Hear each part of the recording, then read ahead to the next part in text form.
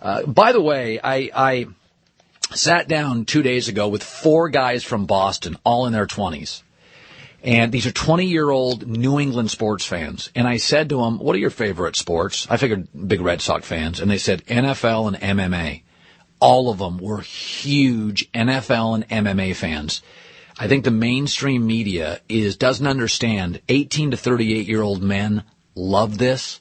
And really one of the first superstars was TITO Ortiz, and he fights this weekend at UFC 121 in Anaheim. And Tito is joining us. Tito, it's really interesting. We've talked about violence in the NFL. UFC has always been given, I think, unfairly the tag of super violent. Do you think the NFL is more violent than the UFC? What is your feeling on that, Tito? Well, I mean, you got to kind of compare us. 2 sports, there's one with hard contact, and there's another one with martial arts with contact that's in a controlled environment. Football is very, very dangerous. I mean, these guys are playing 16 weeks, 2.5 hours each week of, the linemen and the offensive linemen are bashing each other for, what are they, 300 pounds, 320? I mean, some of the guys are huge, and they're just, the only thing's protecting them is a helmet, and they still get concussions every week, I would imagine. Now in MMA, I mean, we do the training, we do the kickboxing, the wrestling, the jiu-jitsu, and, the pretty much the punishment that we take is in sparring. During the fights, I mean, it's 1, 2, possibly 3 fights a year. And once a guy gets hit, it's not like we're getting hit as boxers are. I mean, boxers are another violent sport where these guys are taking blow after blow to the head for 12 rounds. In MMA, you get hit with 1, 2, 3 good solid punches, you're out. That's it. And the blows that are taken, either you get a cut and the ref will stop it due to a cut, or, a guy gets knocked out unconscious. And it's not the blows that are taken over and over again, as in football or as in boxing. People think the guys have boxing gloves that, those punches don't hurt as bad. Well, that's BS. I mean, it's worse because it's more of a blow that's being taken to the head and trauma to the brain. I don't think MMA is as violent as people assume it to be, just because of so many different ways a match can be won with submissions, chokes, arm locks, leg locks, knee bars, and once a guy is down, the match is over. I mean, a guy can't get back up after being knocked down. That's right. There's no standing 8 count in our sport.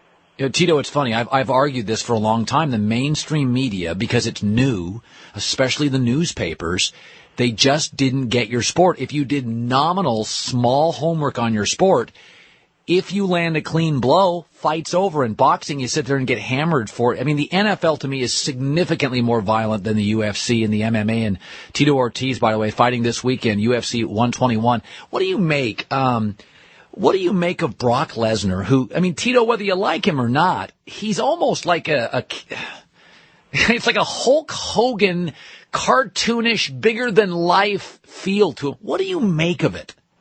I love Brock Lesnar. I think he's awesome for the sport just because he's a great athlete, and he shows that all collegiate wrestlers can continue on their career out of college and do something great with themselves, as he has done. He went into WWE, and he found an image that he was able to sell. And he's a great athlete, and he learns really, really quick. He got into UFC, and after only 2 fights, he became the heavyweight world champion. Yeah. And he's dominated each and every match after that. I mean, the guy walks around, he's 6'3", 280 pounds. He makes the weight at 265, but fight time, he's 280. The guy's like a cat. I mean, anybody's ever seen him wrestle in collegiate, you go on YouTube and watch some of his matches, and this guy is an animal. I mean, he's agile, fast, huge, and he's a big force, man. In the heavyweight division, I don't see him losing anytime soon. But he does have his hands full this weekend against Cain Velasquez, who's another Division I wrestler who's fast, who has striking and submissions. I think that's what just makes MMA so exciting for this weekend to watch. Of course, myself fighting on the card, but Brock Lesnar and Cain Velasquez is an awesome fight also. Well, it's unbelievable. My friends, my young 20-year-old friends in early 30s, and I spent 6 years in Vegas and have buddies in L.A., it may not be for the 50-plus crowd, but I think the traditional media is I'll give the blogs a lot of credit.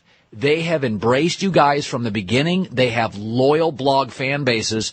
Brock Lesnar is, and nobody wants to hear this, but Tito Ortiz and Brock Lesnar are American stars, and if you're not paying attention, that is a you problem. Anaheim, California, the Honda Center this weekend. Okay, now, Tito, how old are you now? I'm 35 years old. Okay, now you are getting to a point where, when you sit down, Derek Jeter's getting to be older. These great athletes, Kobe Bryant, you live out in the West. What is your career the next 2 or 3 years? Where do you think you are? How close are you to saying, okay, I gave it a run, this is it? I don't know. I'm going until my body falls apart, I guess. No, I feel great. I had to go through 2 major surgeries over the last 2 years, with my spine. But now that I've got it done, I no longer have the pain I had prior. I went through 6 years of back pain and neck pain. I got it fused. I got it dealt with. Dr. William Smith out of Las Vegas, who did the surgery, has some blessed hands, and I'm back full board into training. I'm wrestling. I'm doing everything I was normally doing prior to my surgery and to my pain. I haven't had a chance to do this in a long time, so my hunger's back again. You look at Randy Couture, who's a former light heavyweight world champion and heavyweight world champ. He started this game at the age of 34, and he's still fighting. He's 46 now, and he's still competing. And I think this sport is really an old man's game. Just because of collegiate wrestling, you have to learn so much in such a long period of time that the older you get, the better you get. Yeah. This will mark your first return since November of 2009. That was UFC 106. This weekend in Anaheim, it's pay-per-view. UFC 121, Honda Center in Anaheim. Tito Ortiz, absolute pleasure. Keep going at it, man. People absolutely love you. The emails I get when we bring guys like you on are phenomenal. Thanks again, man. Yeah, without a doubt. I want to appreciate all my fans for the support. Of course, they can go to Twitter.com, Tito Ortiz, and follow my tweets all the way up to the weigh-ins and before the fight and after the fight, man. I want to thank my fans for the support. Of course, buy this pay-per-view this weekend, October 23rd, when I face Matt Hamill and my return. Thanks, bud. All right, man. Thank you much. You bet. Yeah, that sport, you know what's funny about it?